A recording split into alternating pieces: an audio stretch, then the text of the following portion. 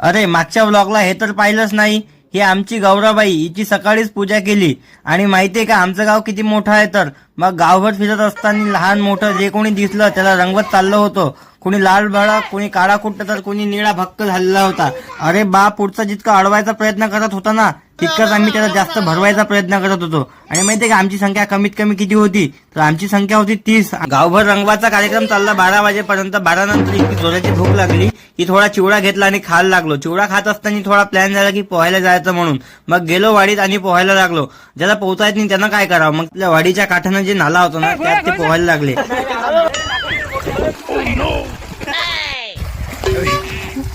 आणि तशी होळी मी कधी खेळलंच नव्हतो आणि तशी मजा मी कधी पाहिलीच नव्हती.